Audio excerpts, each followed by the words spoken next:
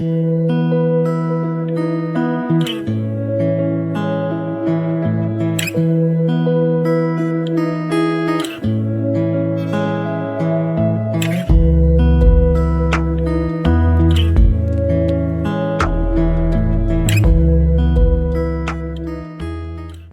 guys, happy October. If you're returning, welcome back. If you are here for the first time, then welcome. Today we're going to be taking a look at a landscape. We have a few birch trees here. If anyone taking the class right now has been with me for a while, you might remember that we did a birch tree painting. It was more of a winter scene. It had like some snow and some cardinals, I think, in January 2019, so coming up on 2 years ago. So a little bit of a different scenery with this one, celebrating, I guess, the end of fall here as we're going into winter. I know, I won't jump the gun, so we're going to do a nice fall painting today. As always, have your blank canvas, your cup of water, something to put your paint in, a rag or paper towel, anything to wipe off your brush in between colors. I have a hair dryer right here, which is optional. If you don't have a hair dryer, at any points that I use the hair dryer, feel free to just take, 5-10 minute break, and it should dry pretty fast. Acrylics are pretty quick when it comes to air drying, as long as you don't put it on too thick. And then we have our mess of brushes here. As we go through, I'll tell you which brushes we're going to need, so don't worry, you don't need to have that many. And I have my colors here. We're going to need pretty much all the primaries for this one. If you have an orange, feel free to use the orange. If you have a green, I'm on like the very end of this tube of green, so maybe I'll use this. But I will also show you how to mix all those colors that we need. Alright, so let me situate here.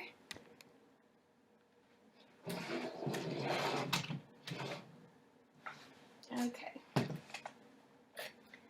And so as always, we're going to work from background to foreground. And we are going to start way back here with our sky color, which I don't know if you can tell in this video is kind of a light blue. It's like a very, very light blue. And then we're going to take the same color blue, and we're going to add some blue and maybe a touch of black to it to get all of these colors of the mountains. So as you can see, it's just progressing to a darker color. And so we're going to, in an effort not to waste our paint, we're just going to take that same pool of color that we have and we're going to add to it, and that's how we're going to get all these colors. So let's start with that. And so if you have a color pack like mine, you might have two different color blues. This one is phthalo blue. It's that Phthalo, if you can't pronounce that one, and you might have ultramarine too. The phthalo blue, it kind of lends itself better to this scenario. I don't know, I think it's more natural looking. If you can look at this one is the ultramarine, it's a little brighter. This one's the phthalo, it's a little bit more neutral looking. Honestly, they're not that different, so if you only have the ultramarine, that's completely fine. But if you have both, I would go with the phthalo.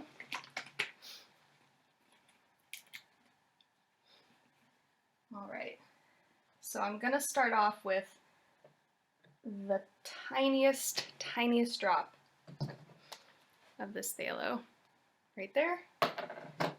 And then I'm going to go in with my white. I'm going to do quite a bit of white because we want a very, very light blue for the background.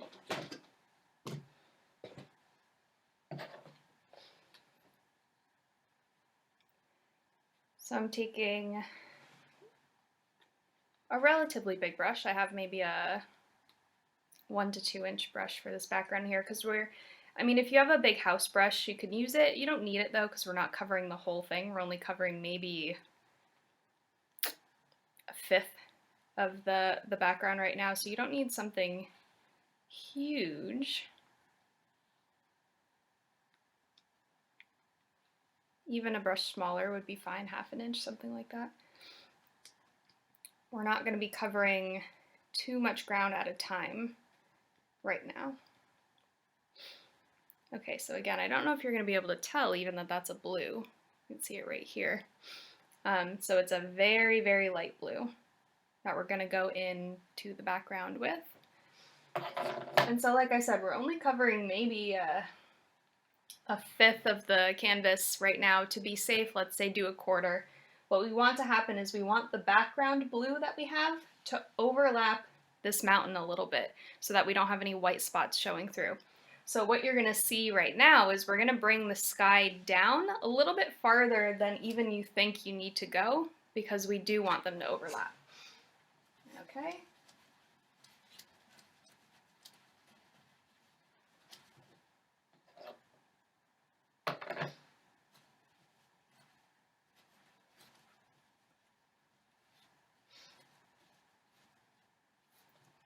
Make sure to do your edges. If you want to do your top edge up here, feel free to do that. Not necessary, but people have different feelings on that top and the bottom edge. So whatever you feel like you want to do.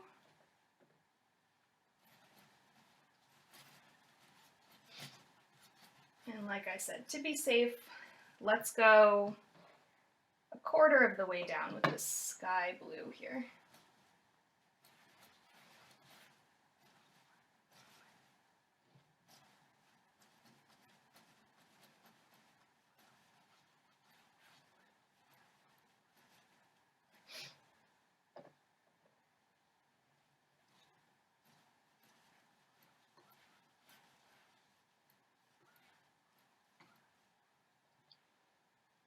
Okay, so you can kind of see it on here now that I have it on. It's a little bit more of an actual blue than it maybe looked before. Okay. And so as you can see here, I really don't have that much of that blue left, but that's okay. I'm going to use just the little bit that I have left, and we're going to start to make the colors of our first mountains, which are going to be the ones that are furthest back. So this lightest blue color mountain here. So since I'm mixing into the same pool of color, I'm not going to rinse my brush. I'm not going to dry my canvas at this point. If your first layer was very, very thick, you could take a 1 or 2 minute break, and it should at least set up enough so that you can start on your other colors. If you want to hit it really quick with the blow dryer, like 15-20 seconds, you can definitely do that too. All right.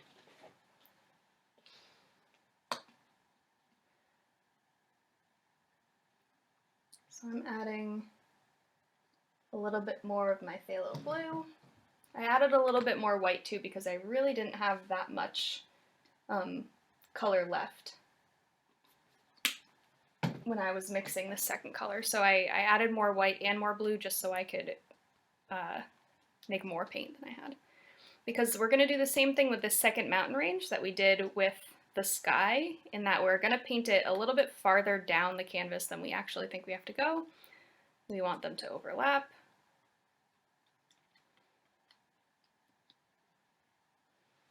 All right. It's a little dark.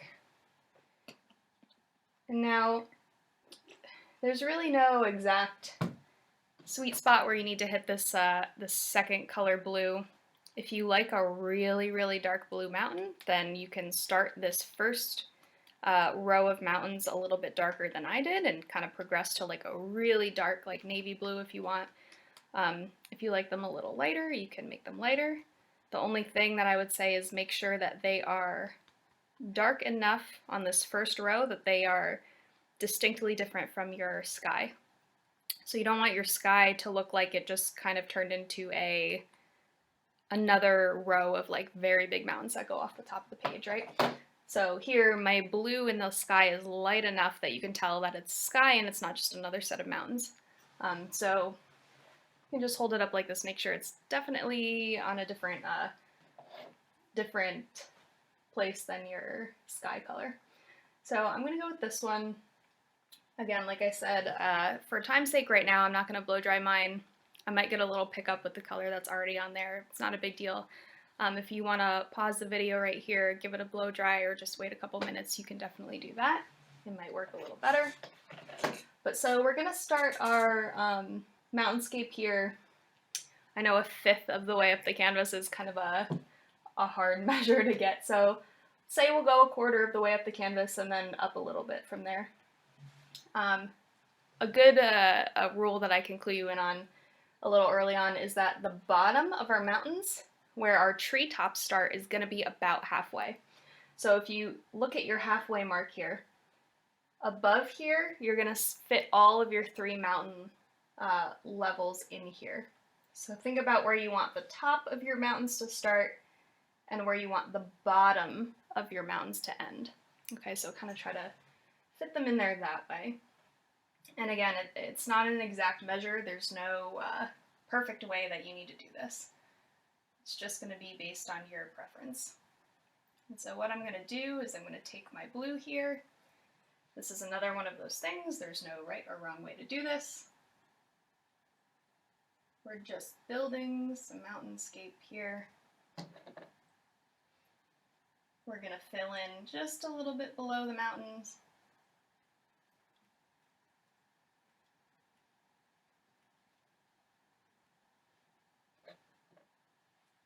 Like we did with the sky.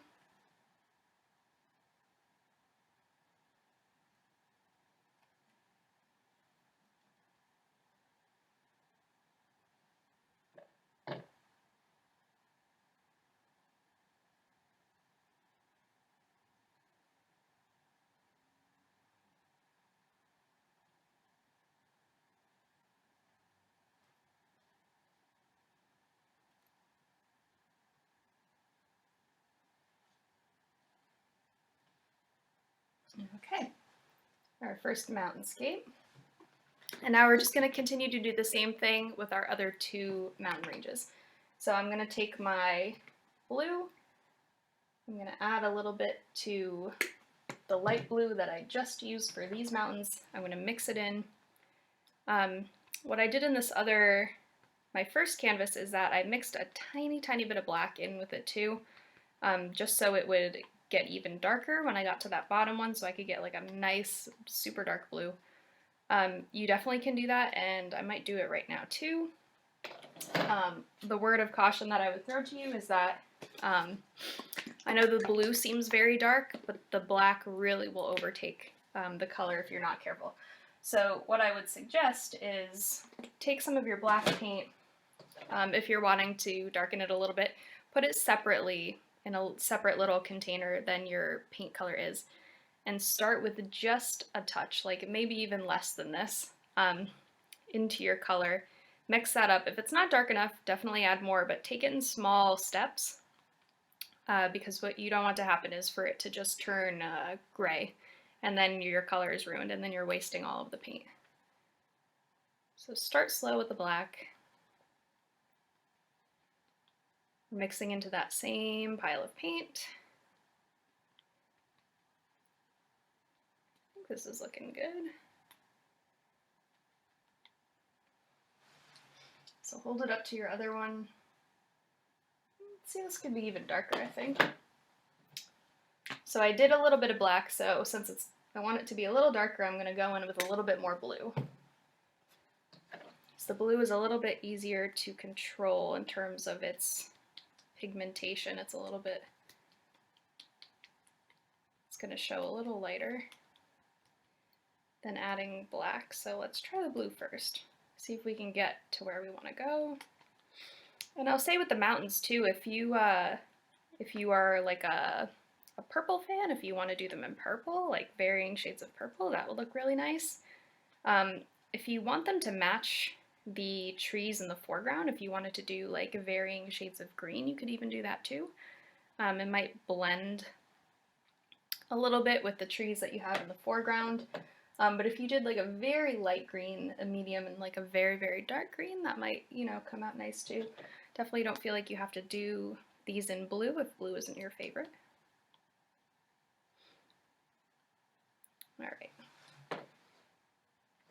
Alright, so that looks good to me for that second color. so then we're going to do the same thing we just did with that first color.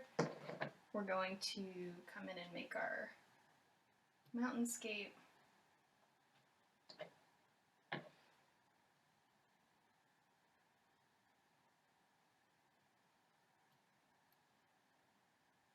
Again, this is not needing to look like these over here. It's not needing to look like anything in particular. Just whatever your hand kind of comes up with is totally okay.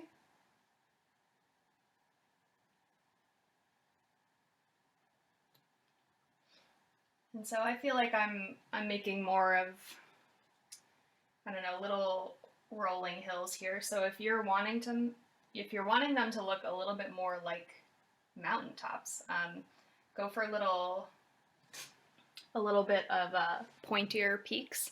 If you're wanting them to look more like mountains, I would, or hills, I guess I would say, if you're going for more of like a Kentucky mountainscape or hillscape, I'll say, make them a little bit rounder, so don't point them up too much.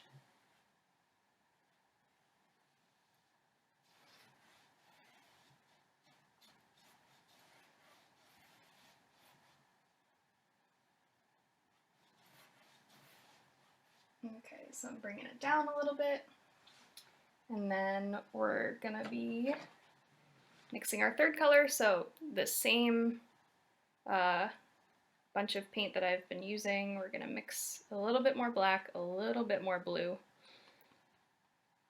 to get our final color. And you can go real dark with this one, make it like a real dark navy blue, I guess, because this is going to be our last step in our mountains. And keep in mind, if you don't have quite as much paint in this round of mixing than you had before, probably add a little bit more, because if you look at this last mountainscape, it's a little bit wider than the other two, and so you definitely want to make sure it's all going to get covered by your green trees in the foreground. So if you're worried about how much paint you have, I would say mix just a little bit more to be safe. I'm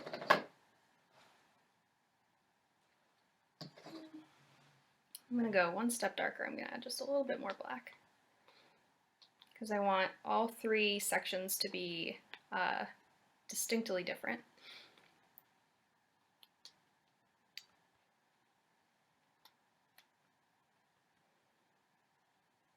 Here's a PSA, clean your clean your palettes better than I do. I'm not a good representative of that. Okay, so we're working with this. Let's hold it up. It's kind of hard to tell from the camera, but I think we're good there. So again, our last little mountainscape here.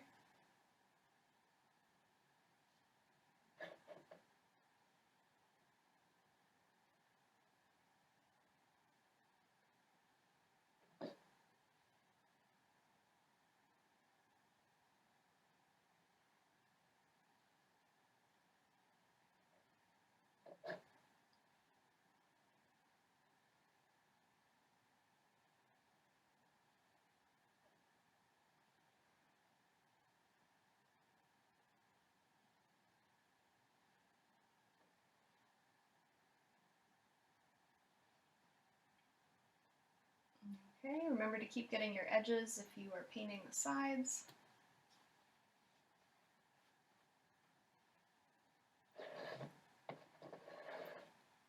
And like I said before, we're ideally wanting this mountain range to stop at about halfway down the canvas.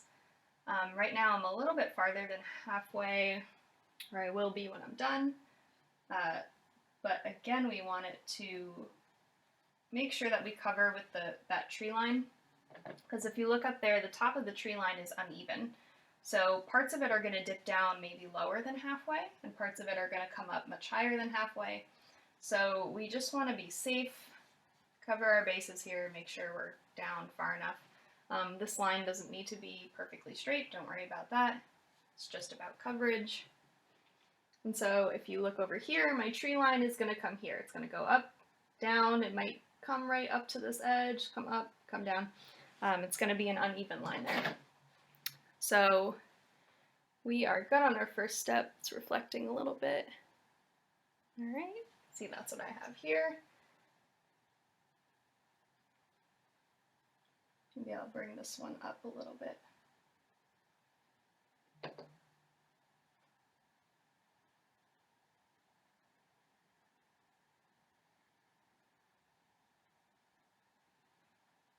All right.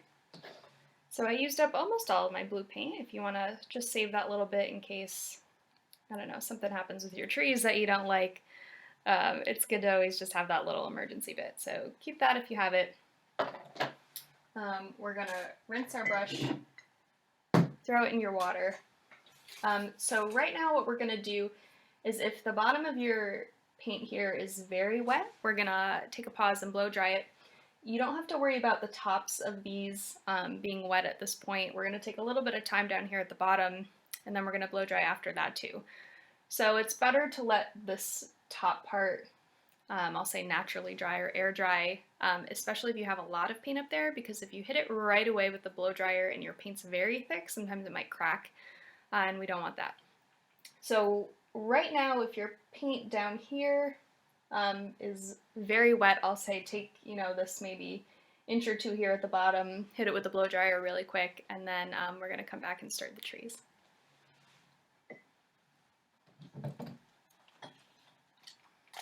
Okay, so we're done drying. We're going to wash off our brush. You can either use the same brush that you have, or if you have a bigger brush for this bottom part, you can use the bigger brush. I might use this one because it'll cover more area. And if you look at our tree section at the bottom here, we do want it to have, I don't know if you can tell here, a little bit here. You do want this background part to have a little bit of texture. So we're not going to be painting it smooth. We're going to be stippling it, I guess. Part of the texture that you see here is because I reuse my canvases, but part of it is the texture that we want. So if you need to rinse your brush that you're currently using, rinse that one off. If you want to grab a different, bigger, if you have like a rougher brush, that one works fine. I know there's not usually a huge place for those rougher kind of like frayed brushes, but this is the place. If you have one of those, definitely put it to good use. Don't ever throw those away because you can always use them for something. All right. Towel away. And let me just note here too that if you look at this painting and look at this painting, these mountains come down a little bit farther than they do over here. My tree line is probably not going to come up as far as that one is, and I'll do that on purpose in the second round here because I just want you to know that the ratios that I'm giving you in these paintings are estimates. If you really love the way these mountains look, then you can bring them all the way down, maybe 3/4 of the way down if you only want some of those treetops at the bottom. If you kind of like the foliage, the leaves, and the way that bottom area looks, then you can bring that up a little bit and do some more of that and maybe have less sky, or your mountains can be thinner. Definitely tailor it to which parts of the painting that you like more and make it something that you like. So it doesn't need to exactly match my painting. Definitely not. All right. And so we're going to need quite a bit of green, so I'm going to switch to another palette. Again, I know it's dirty, don't don't judge me for that. So we're going to take some yellow and some blue. Like I said, if you have a green already, then use the green. By all means, don't make it harder for yourself. But if you don't have a green, it's probably going to be, I don't know, 75% yellow, 25% blue for this type of green at least. So I'm going for like a more yellow, I don't know, fall leaf green. If you look at the green leaves kind of midway through fall, you know, they start to turn yellow, so that kind of that like bright green color like this. If you want your forest to be more of like an evergreen type of forest, that kind of pine green color, then I would say do a little bit more blue, a little less yellow. It'll kind of change it from less of that, you know, leaf color to more of the pine needle color. All right, so I have my green here, and what we're going to do is we're going to divide this into two different types of green. We want a light green and a dark green. So we're going to divide it into two. If you feel like your light green is light enough, you can keep that just as it is. If you don't feel like it's light enough, add a little bit more yellow.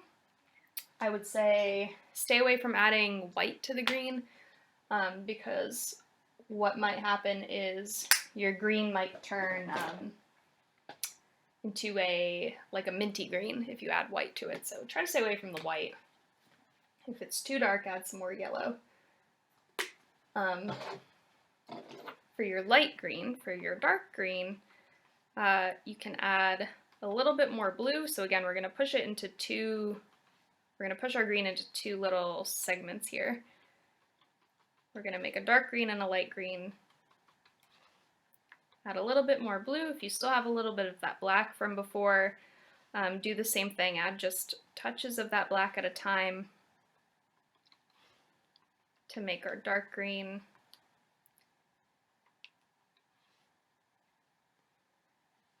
And I did have some. Where did it go? Here it is.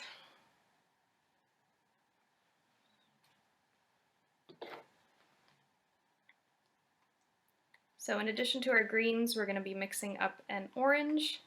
So again, if you have an orange already mixed, if you have like a bottle of orange, don't feel like you have to mix it again. Just use the orange that you have. If not, we're just going to take some yellow, some red. We're going to make an orange. And we're also going to be using some plain yellow.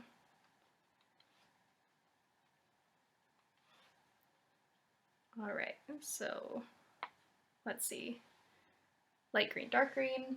I'm going to give myself some plain yellow. And then a little bit of yellow to mix with my red.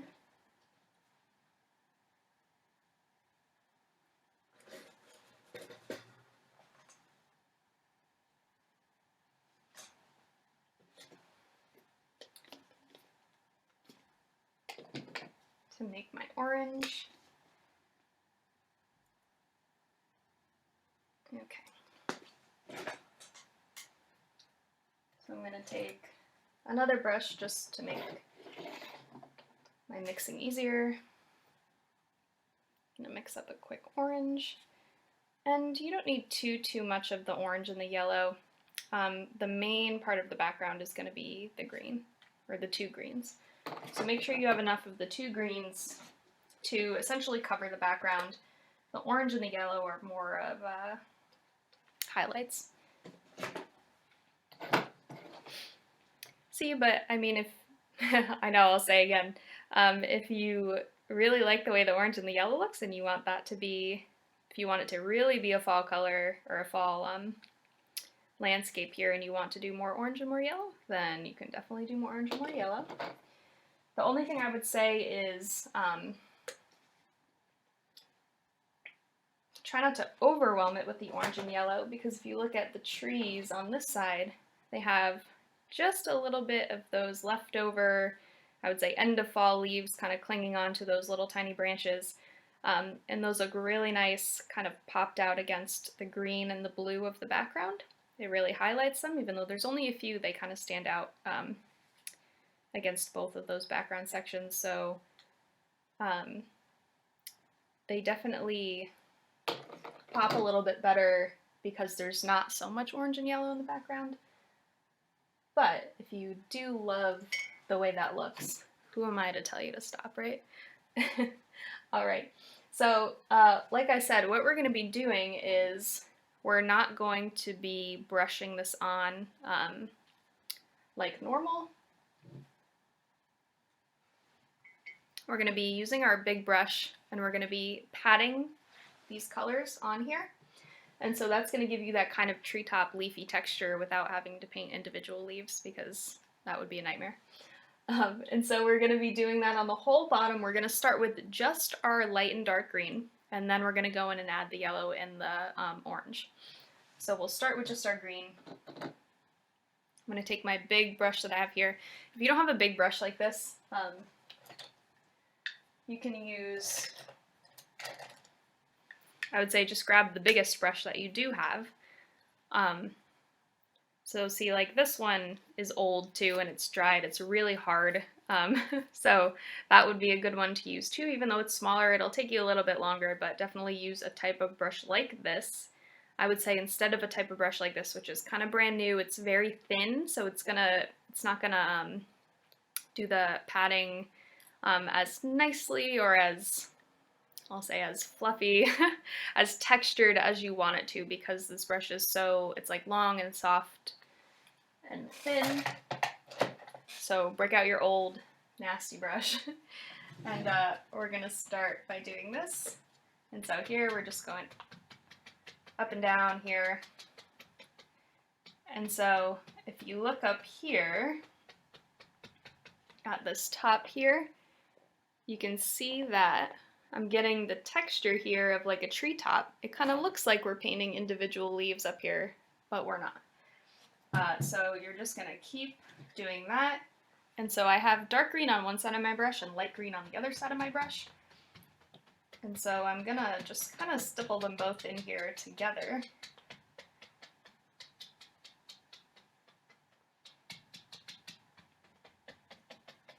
They're gonna overlap one another. They don't have to be in distinct sections here.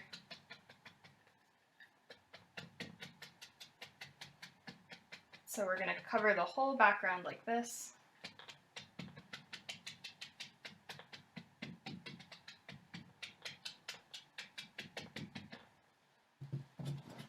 Okay.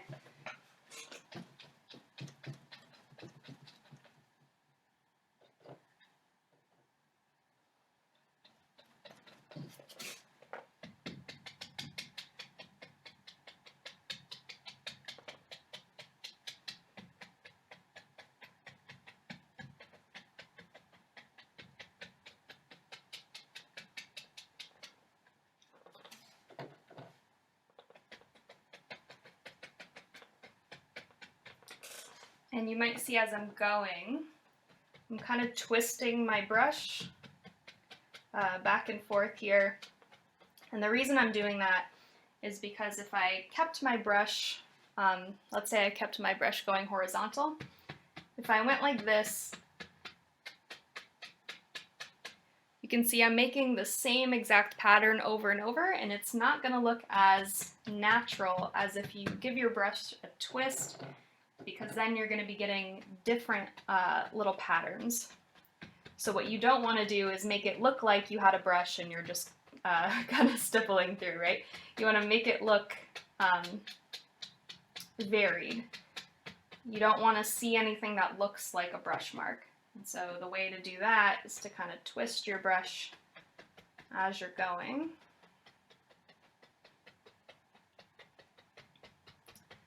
And so in this bottom part, you're going to want to fill in, have no little white spots in between. But on this top part, where your trees are kind of coming through and you're seeing the background of the mountains a little bit, you can let some of that blue peek through there. Because if you think about how a treetop would look, once you're getting up to the top where it's a little bit thinner and you're starting to see the actual leaves, you would be able to kind of see through the top of that canopy a little bit. So the top doesn't have to be quite as thick as the bottom part. And now if you have a smaller brush and it's taking you a little bit longer, this is just how we're going to finish out this section of the painting, so feel free to pause if you need a little bit more time. But I encourage you not to take too much time on this part, because we're just kind of patting it up and down. We're really kind of an abstract pattern here that's going to give the illusion of trees. And so sometimes what people do is they take far too much time and care into making this part look nice and neat, and you know, they'll say, oh, it doesn't look like trees. It's like, well, you know, if you looked at a photograph of a kind of a canopy of trees here, it doesn't really look like trees either. It's just kind of a mess of color, right? So if you have a smaller brush and it's taking you a little longer, that's okay. But if you have a big brush like this, it really shouldn't take you all that much time. I wouldn't focus too much on getting the colors, I mean, exactly where you want them, because we are not painting each individual tree. All right, so we want something like that. I would say make the top of your tree line a little varied here, right? So give it some highs, give it some lows. Try not to make it right straight across. All right.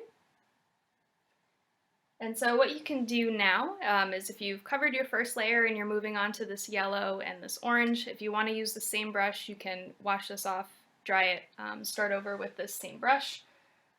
This brush for me is a real pain to wash in my little cup over here. It just barely fits in there.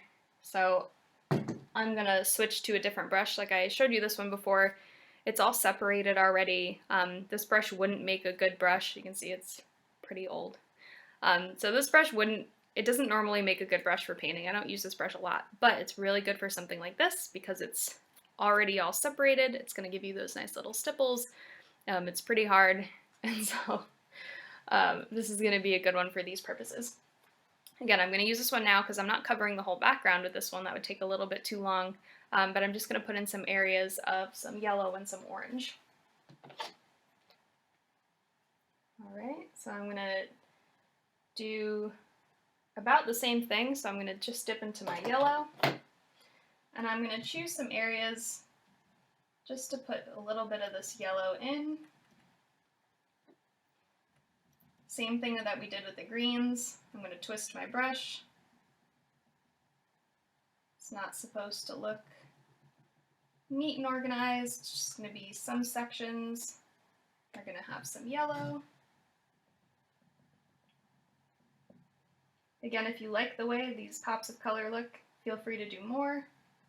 If you want the trees just to remain green, you can have them stay green.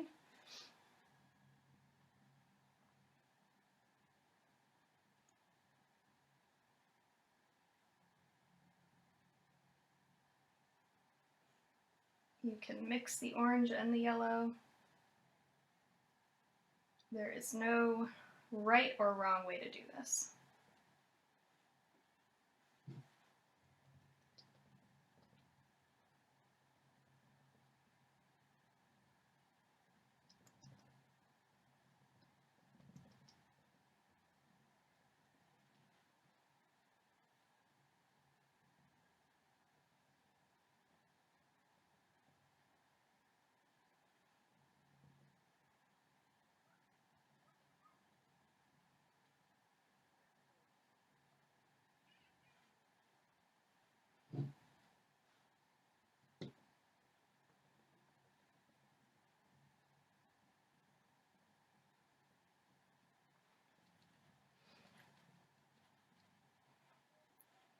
If you feel like you're doing your orange and your yellow here and your brush is getting too muddy, if it kind of starts to just turn into brown mush, then feel free to rinse your brush, start over with a clean brush, because you don't want to ruin all these nice colors that you just put in.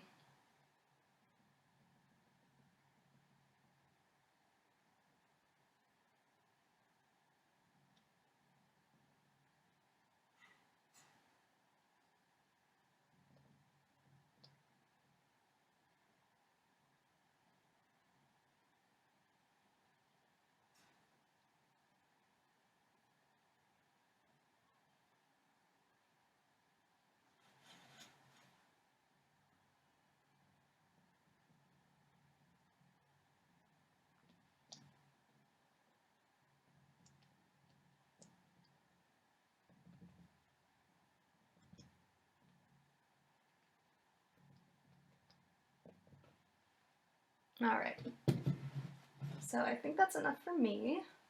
Like I said, do as much as you feel like your painting needs, or how much you want. And so at this point, once we're done with the sky, we're done with the mountains, we're done with the background trees, now's the time to move to those foreground trees. They're not as difficult as they look. This is one of those paintings that it comes out looking really impressive at the end, but it's not too much work. I would say it's a beginning level painting. There's not a whole lot of detail that we have to put in. So at this point in time, what we're going to do is we're going to hit the whole thing with a blow dryer. We're going to be going over it first with a layer of white for these trees. So you do want everything to be dry. You don't want to pick up any of this dark blue or any of the green in the trees. We're going to do them in 2 layers though. So even if you dry the paint, if you brush over it too many times, sometimes it does start to pick up those background colors even though they appear to be dry. So if it does happen a little bit in the beginning, don't worry about it, but we do want to start with a dry canvas. So if you want to just pause here and take like a 20-minute break, as long as your paint's not too thick, you can do that. Let it dry on its own. If you want to hit it with the blow dryer, it shouldn't take more than 5 minutes or so. So we're going to break, we'll do that, then we'll come back and we'll start on our trees.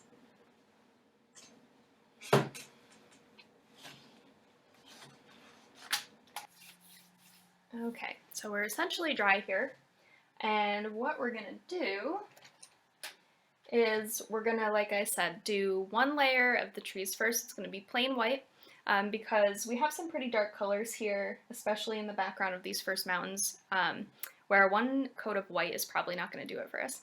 So we're going to do 1 coat of the white first. We'll see if we need to blow dry, and then we'll do a 2nd coat. We're going to do the little black kind of split areas that happen with those birch trees.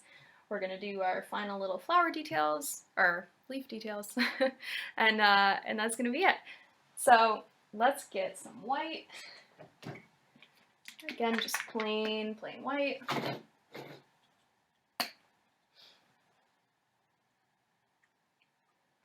In order to make these trees. And so if you look here, the point of these trees is not for them to be pin straight. They have a little bit of wobble in them, especially if you've ever seen these trees, ones that are very thin.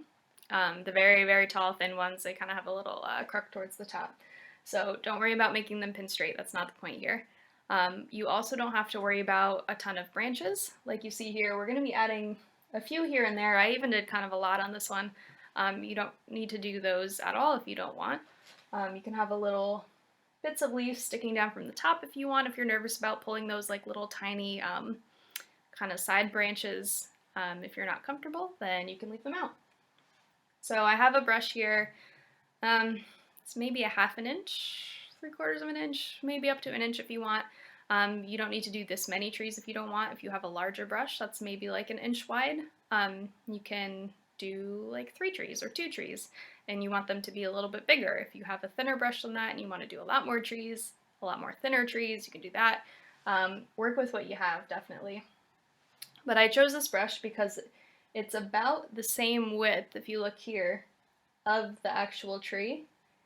And so it makes it easy for me to just take this brush and run the length of the canvas, and then that's my tree, right? I don't have to worry about, doing these and painting in the shape of the tree. It's kind of just easy as taking it at the top, loading it up with white paint, running all the way down, and that's your tree. So I'm going to do that very thing. I'm going to, let's see, we'll start on this side. I'm going to start from the bottom here. You can start from the top or the bottom since they're going the whole length of the canvas. It doesn't really matter what end you start on. Again, I'm not worrying about them being straight, pin straight. Give them a little lean.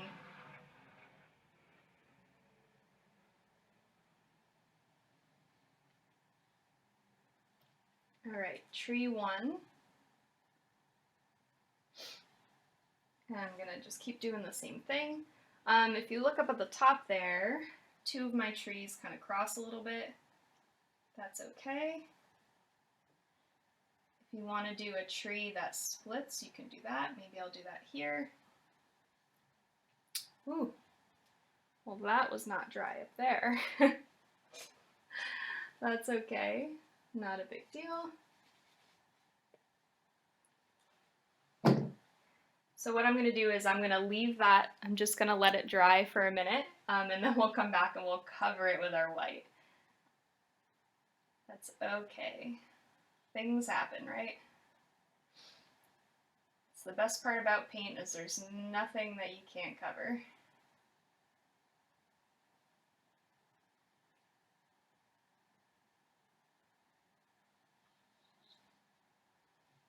All right, so tree number 2. Maybe I'll do just 3 this time. I'll do 2 that split. So maybe I'll start here and I'll split this one close to the bottom.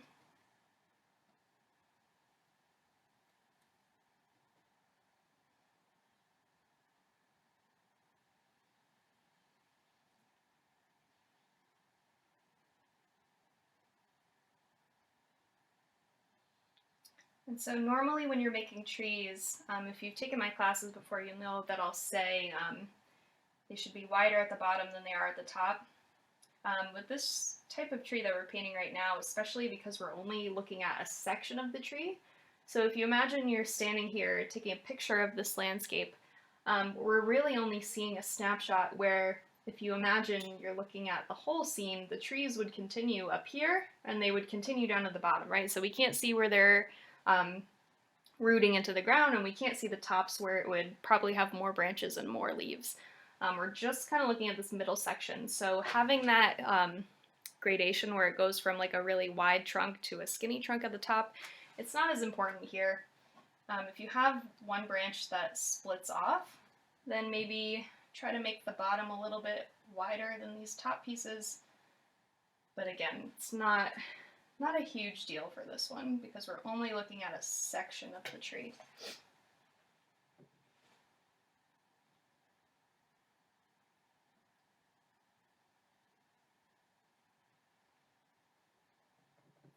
All right, and so this spot over here, let's paint it over with some white. We're getting there, not a big deal. And again, this is only coat number 1. We're going to do another coat of just the plain white that we're eventually going to mix with some black, so I'm not too worried. We'll get it just to there. Okay.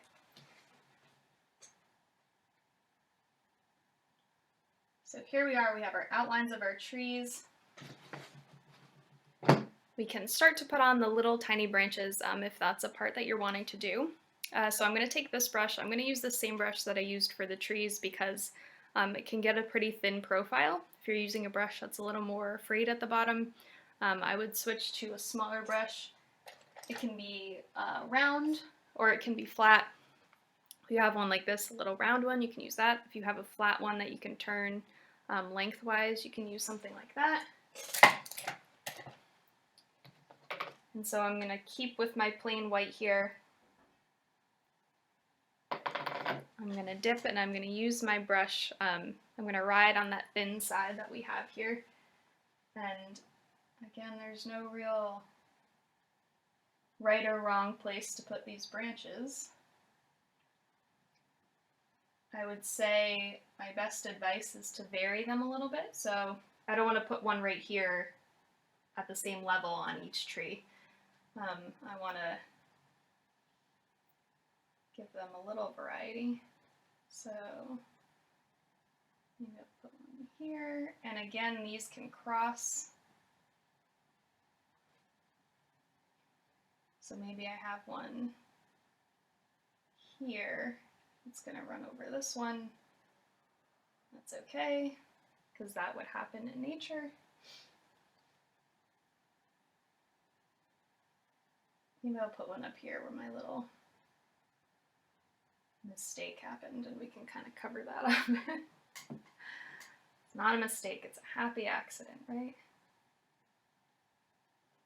Little Bob Ross today. And if I want to take one up here that's going to go off the top of the page, we can do that too. Maybe I'll do one like that up here. All right. Looks fine to me. Alrighty. So, water in the brush in the water. We're going to hit this quickly with the blow dryer. It doesn't need to be 110% dry. We just kind of want to get it dry on the surface so that we're going to go over with a little bit of shading. So I'll kind of explain this next part to you because it's going to go a little fast. Feel free to pause and rewind if you have to. It's one of the good things about these pre-recorded classes, right? So what we're going to be doing, it's kind of hard to tell now with the kind of black splits on here, but if you really look at these trees, they have kind of a dark side. They have some gray on the edges here that you can kind of see. We're going to be doing a little bit of shading. It's going to make the trees look nice and round. If you can look right now, they look pretty flat. So just adding that one edge that's kind of darker than the rest is going to really kind of round them out. So we're going to be doing that with all of our trees. The process that we're going to be doing, as long as you only have like 3 or 4 trees like I'm doing, what you can do and what I'm going to show you is we're going to paint all of the trees at once, just the same that we just did with one layer of just plain white. It's going to be pretty thick because we want it to stay wet while we're mixing the black in. So we'll do one fairly thick layer of white, and then we're going to take a little bit of black and we're going to run it along this right edge of each of these larger trunks or branches, and that's going to give us that little highlight on the right side.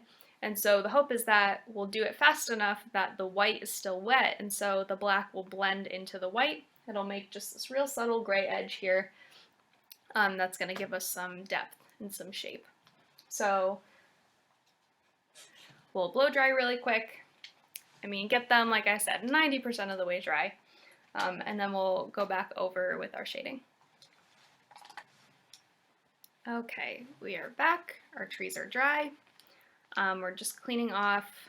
I'm going to use the same brush that I used last time, or the first time with the trees. I just stuck it in my water cup. You don't need to rinse it if you just have the white on it. Mine had some blue on it because my mountains weren't all the way dry. So if you need to rinse that, if that happened to you too, you can rinse yours off. Make sure it's just white on there. I'm also rinsing off this brush that I had before that I used for this bottom, the kind of stippled area, because again, I'm going to need one of those kind of firm, almost old, frayed looking brushes to do this black part on the trees. So we're going to save this, but we want it to be clean for when we need it. And I'm going to take this same brush that I used for the trees. Make sure it's really dry. If you just washed and dried any of your brushes, hold it downwards, because sometimes when you wash your brushes, especially in a really deep cup like the one that I have, depending on the type of brush you have, water can get trapped in this kind of metal part here. And so what happens sometimes if you take your brush out of the cup, you dry it like this, and then you go to paint, you go like this, and all the water runs out of this part, and then it floods your painting, so we don't want that. So dry it really well. We're going to take some more white, because I used all of my white last time. We're also going to take some black, just a little bit of black. We're going to use some right now for the shading and a little bit for the front of the trees. It's not that much, so don't take too much. And so like I said, this is going to be kind of a quick process, so if you need to pause or if you need to watch it first and then go back and do it the second time, then you can do that. So what we're going to do is we're going to take a good amount of paint on our brush. We're going to do a second layer on our trees with this white.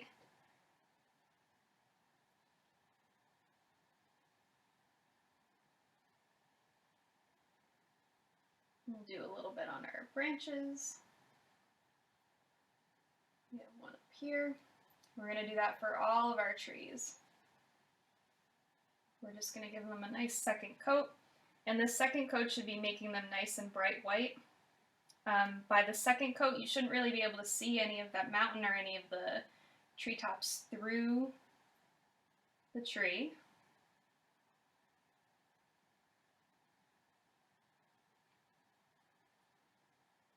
We're just repeating what we did the first time.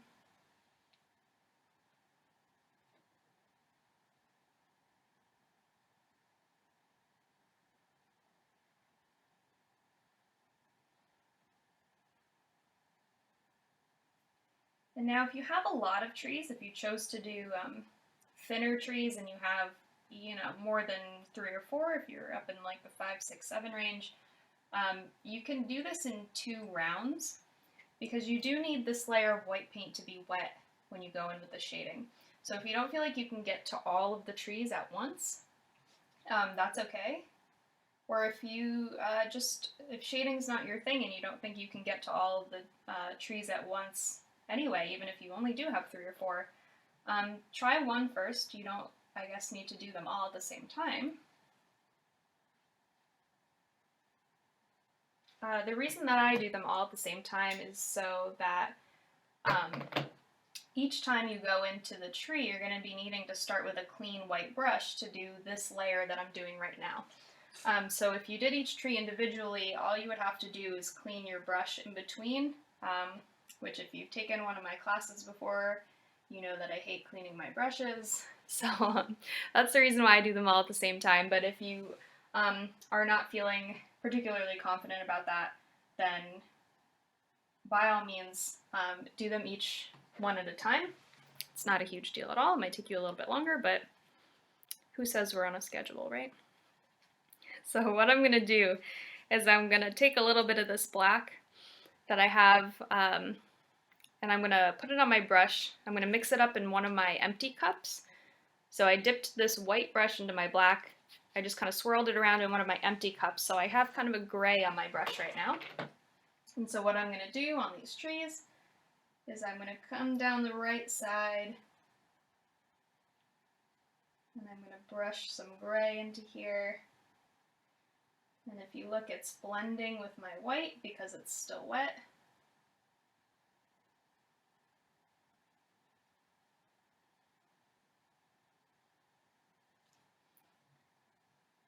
You can go up into your little branches if you want.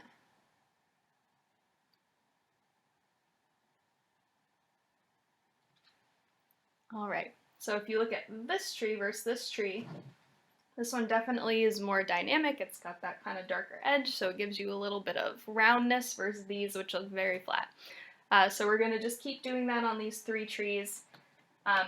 If you get to a point where your trees have dried up, if they're kind of not wet on this side anymore and you feel like your brush is sticking and you can't really blend it very well, then definitely just go in and add some more white to help it blend a little bit. It's not a big deal. But I want to say pay particular attention up here in the top areas where you're adding the shading, because you want to make sure that they're shaded at the top there, because what happens sometimes, depending on how light your tree, or depending on how light your sky is, sometimes the trees can get lost in this sky area. So make sure you have your shadow or your low light on the tree definitely showing up in this top part, so you can kind of pull it away from blending into that sky area.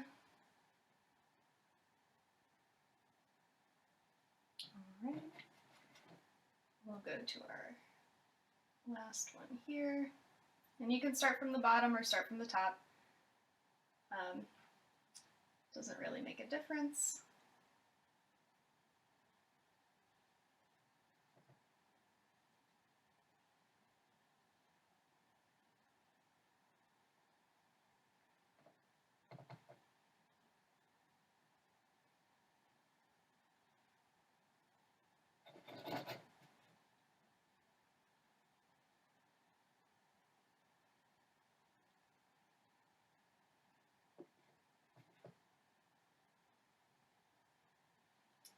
And so since we have no direct light source in this painting, so we don't have a sun or anything in the sky.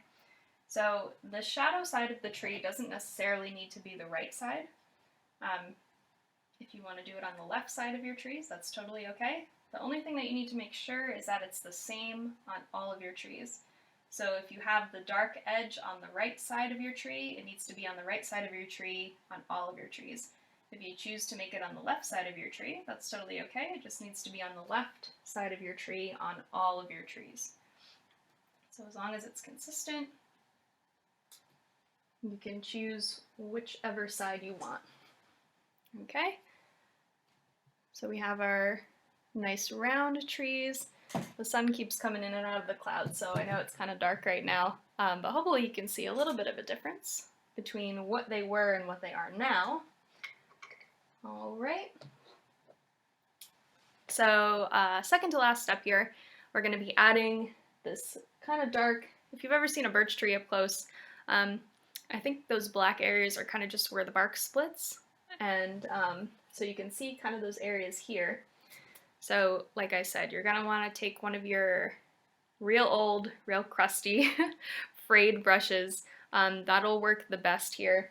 If you have all nice brushes and you don't have one like this, that's okay. Take one that's flat across the top. It can be the one that we just used. Anything that's going to be able to give you a thin line that you can turn sideways. So I would stay away from a round brush for this part. But you can use almost anything like that, and we're going to be doing just, it's almost going to be like a print. So we're going to put a little tiny bit of black on the end of this brush, and we're going to be just going like this on the canvas. Just kind of a little up, down. We're not going to be making the lines, like we're not going to be brushing it. We're just going to be kind of going up and down. So choose the brush that you feel like is going to be best for that. And let's see. And I'll show you how much black I'm going to get on here. It's really not going to be that much at all. And I would say definitely choose a brush that is not bigger than the width of your tree. So like this one, even though it's got that thin edge, it's going to be far too wide for this. So what happens if you use a brush that's too wide on this part is that you're going to get the same looking print over and over. Before I demonstrated that down here, where if I just take the brush and go print, print, print, you're going to get this repeating pattern, and we don't want that. Because trees, I mean, they're part of nature. Nature repeats itself, but not like that. You don't want it to look like a stamp, right, that we put on there. You want to give it a little variety. So try to take a brush that's smaller than the width of your tree, or at least the same size as your tree, so that you can use different parts of the brush. You can turn it like I was doing before, and that'll give you some different marks, I'll say. All right, so end of my brush here. I don't know if you can see that very well. There's really virtually no paint on there. We just want a little bit to start. And so what we're going to be doing is we'll pick some spots on the tree. And like I said, just up and down, we're going to be just kind of printing it on there.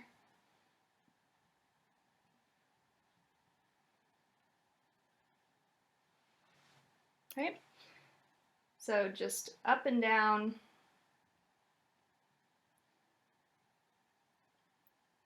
And they kind of, I don't know, if you've seen a birch tree more than me, maybe you can speak to this better than I can. But I kind of feel like they come in little clumps, these little splits. So, I mean, you can have a singular little split every once in a while, but make sure to get all the way to the edge of that tree and around.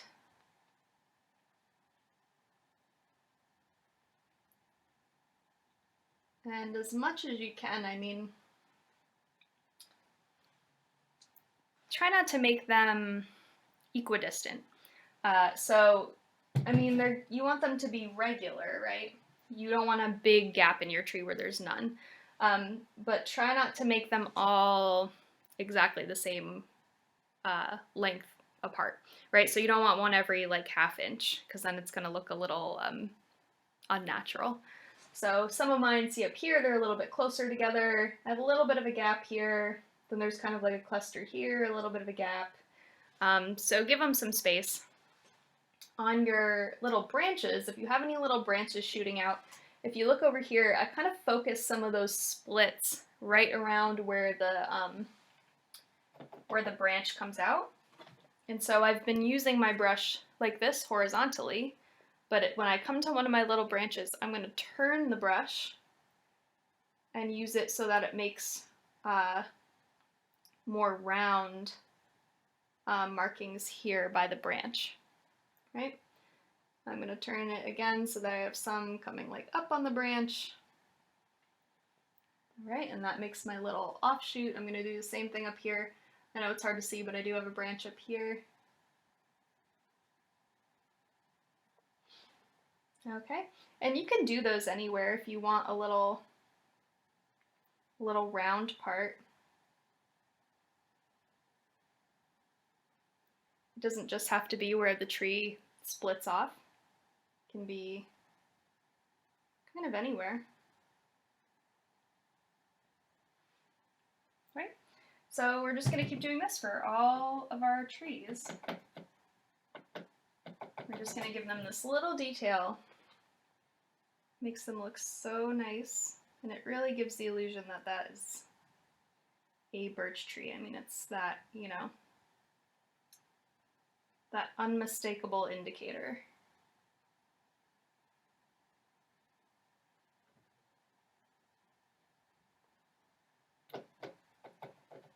And so these little rings here don't need to go all the way across the tree every time. So they can be just little halves like that. They can go all the way across if you want, like that. You can have just little single ones like that. There's no right or wrong way to do this. What I would say is maybe the most convincing is if you vary it. So some spots are going to be heavier, some spots are going to be lighter.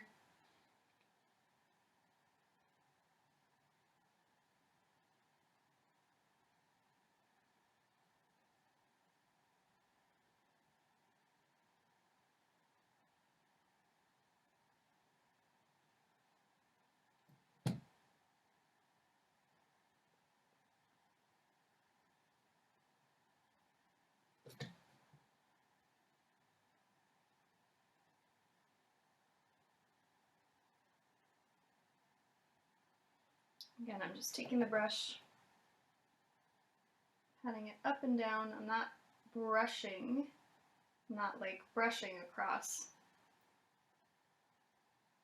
in any of these areas.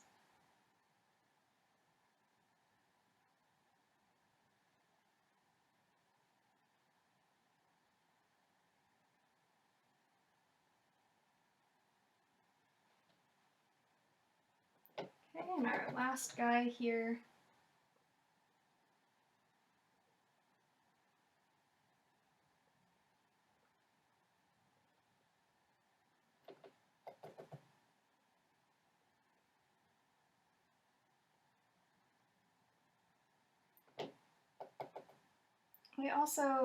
I tend to do these little splits kind of heavier where the trees kind of break off too. So this kind of like in between part here, if you have a tree like mine that splits, I kind of load them up there.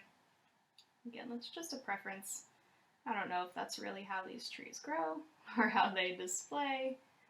That's just kind of a guess on my part, so don't feel like you have to copy mine.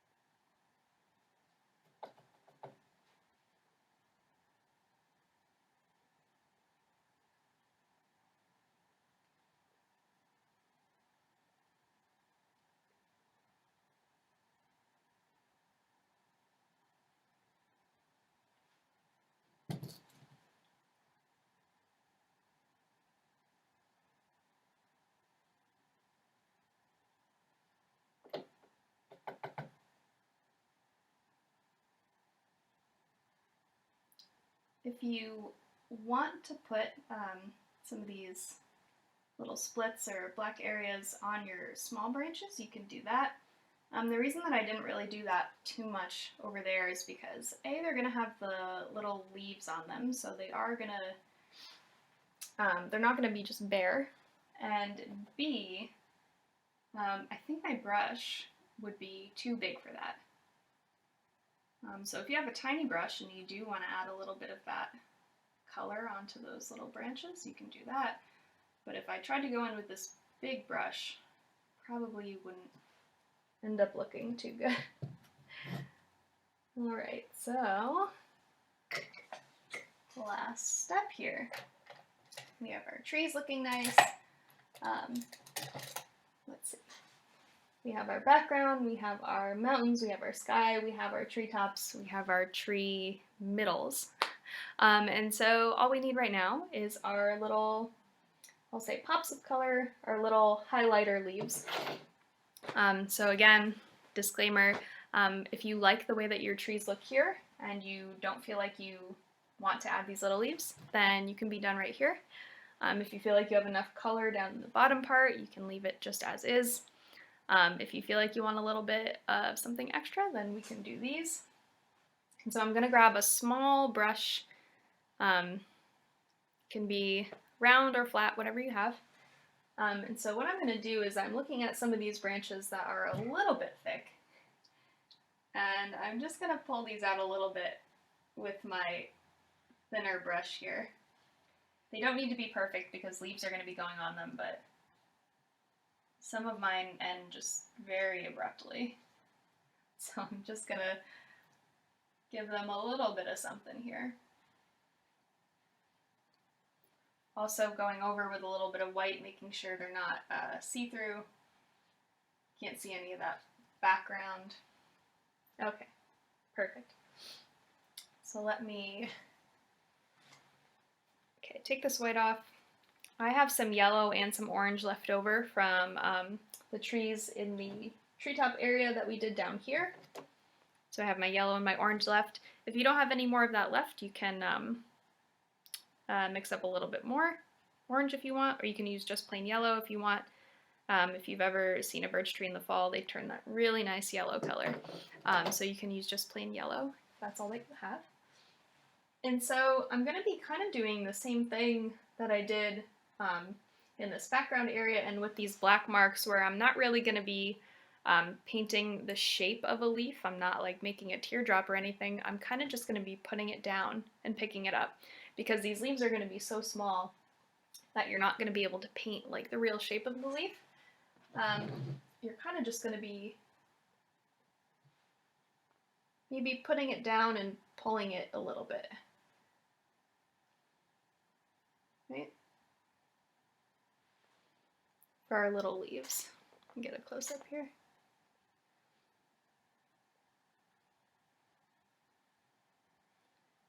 And we don't want too many here. They don't need to, they don't necessarily need to hang on the very tips of your little branches here. They can kind of come in clusters down towards the end of the branch.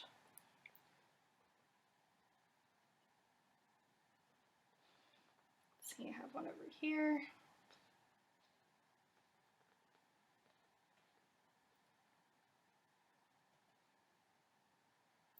I think the inclination is to stick them only right on the end, so it's not like you can only put one right there on the end and that's it. You can put them kind of, you know, towards the end of the branch. You don't want them to go too far in, but definitely feel free to stick a little bundle on there.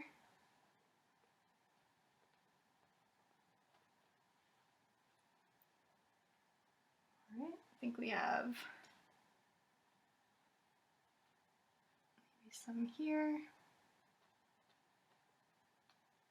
These also help if you can't quite see the end of your branches, like I can't really here, to identify that little end.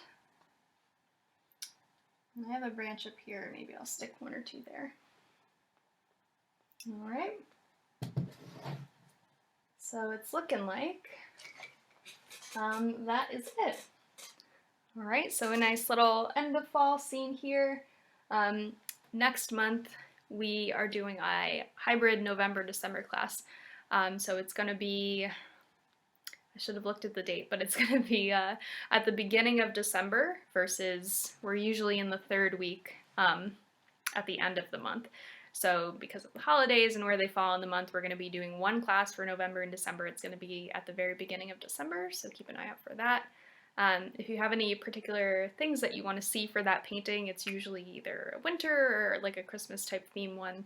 If you've seen anything that you really like that you want to do in that painting, let me know and I will take suggestions. As always, when this painting premieres, I will be paying attention online, so if you have any questions, you can either put it in the comments of either the Facebook or the YouTube videos. I believe I have my email at the end of the video too, so if you need any questions, or if you have any questions for me and need help with any certain part, definitely feel free to email me, and I will help as best as I can from a distance. Thank all you guys for watching, and send me your pictures. Let me know how it's been going.